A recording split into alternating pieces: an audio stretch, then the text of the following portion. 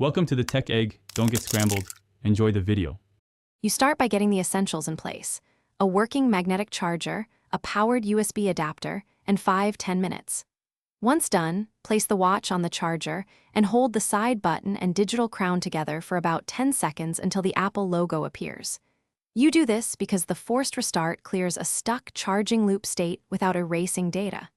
If the display shows the green lightning then black screen, keep holding. The restart timing is critical to break the charge screen hang. Now continue troubleshooting methodically. First, disconnect the charger, wait 30 seconds, and reconnect with the watch centered on the puck so magnets align precisely. Poor contact causes the stuck screen. If that fails, switch to a known good charger or different USB port to eliminate adapter or port faults.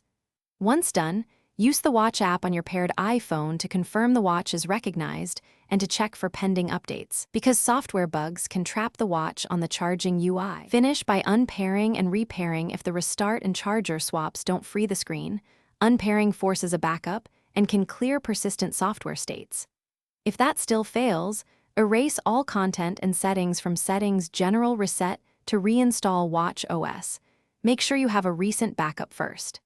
As a troubleshooting tip, if the watch never boots off the charging screen after these steps, treat it as a hardware fault. Contact Apple support or an authorized repair because the battery or internal connector may need service.